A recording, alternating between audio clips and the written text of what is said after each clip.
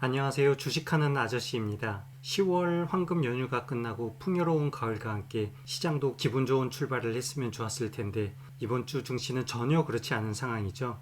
지난주 미국 고용지표가 상승 발표되고 나서 미국 증시는 하락을 했고, 여기에 더불어 하필이면 이번 주 초 JP 모건의 CEO가 위험한 경고를 했습니다.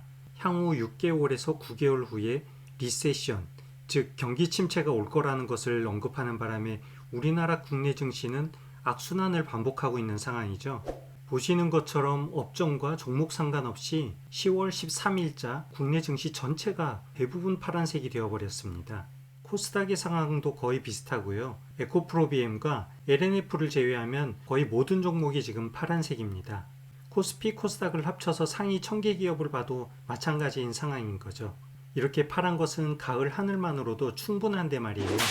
정말 단풍에 물이 들듯이 국내 증시도 빨리 빨간색으로 물이 들면 좋을 것 같습니다.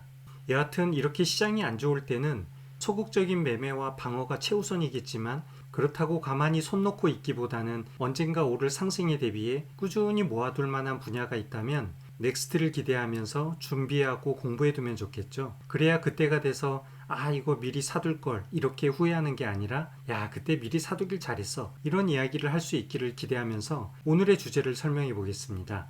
오늘의 주제는 바로 전고체 배터리인데요. 여러분, 국내 자동차 시장에서 전기차가 차지하는 비중이 아직 2%도 채 넘지 못하고 있습니다. 지난 7월 국토부 발표에 따르면 2026년까지 전기차 보급률 10%를 달성하겠다고 했는데, 이것만 보더라도 여전히 전기차 시장은 장기적인 먹거리가 충분해 보이죠. 현재 전기차 사업의 핵심은 역시 배터리, 즉 2차 전지 쪽인데, 기존 내연기관의 심장이었던 엔진과 미션은 국내 기술력이 세계 최고가 되기는 솔직히 어려웠습니다. 하지만 전기차 시대가 되면서 전기차의 심장인 배터리를 한국에서도 세계적인 수준으로 생산, 개발할 수 있다는 게 정말 대단한 것 같은데요. 문제는 2차 전지의 다음 단계입니다. 현재 차량용 배터리 대부분이 리튬 이온 배터리로 되어 있습니다. 구조를 보면 리튬 이온 배터리는 액체 전해질 안에 양극재와 음극재를 넣고 중간에 분리막으로 구분해서 리튬 이온이 흐르는 과정을 통해 전류가 방출되는 방식을 사용하고 있는 거죠. 그래서 배터리 셀 가격을 보면 양극재가 36%, 분리막이 21%, 전해질이 14%, 기타 등등 여러 원자재 비용이 많이 들어가는데, 이 중에서 가장 비싼 비용이 니켈이나 코발트로 만들어진 양극재입니다. 이러한 이유로 그동안 2차 전지의 주류가 완성 배터리 업체보다는 원자재 가격에 직접적으로 영향이 있는 양극재나 분리막 등 소재 업체가 강성을 띠게 된 것이었어요.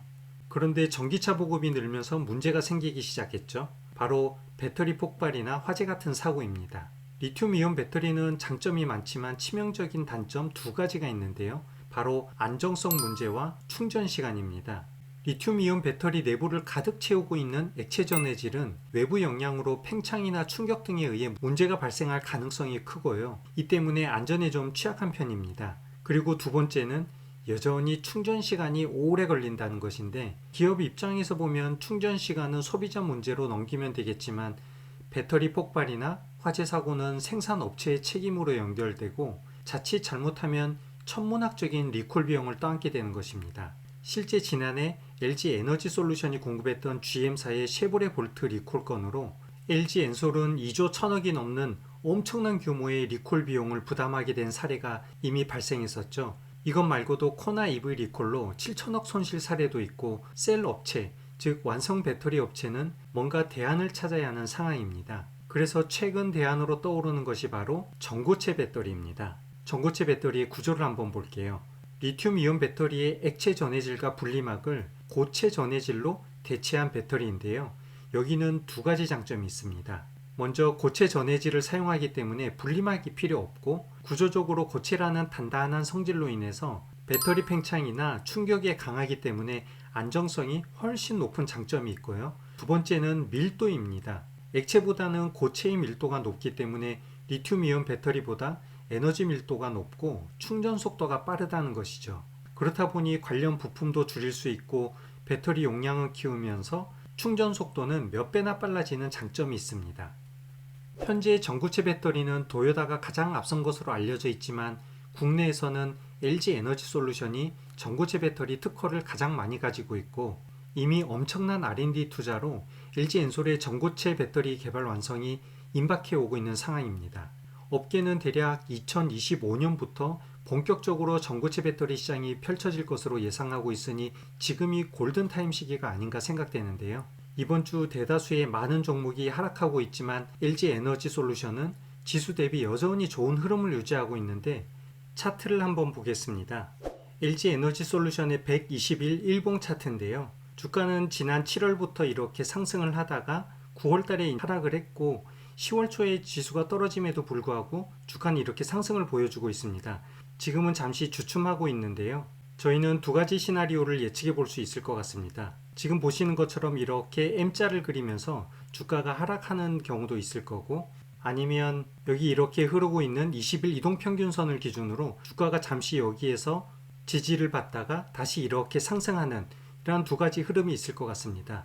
제가 오늘 설명드리고 싶은 부분은 만약 20일 이동평균선을 유지한다 그러면 요즘 같은 상황에서도 한번 노려볼 수도 있을 것 같고 20일 이동평균선 아래로 이렇게 떨어진다고 하더라도 장기적으로 모아가는 주식으로 손색이 없을 것 같습니다. 추가로 하나 더 지켜볼 만한 종목이 있는데요.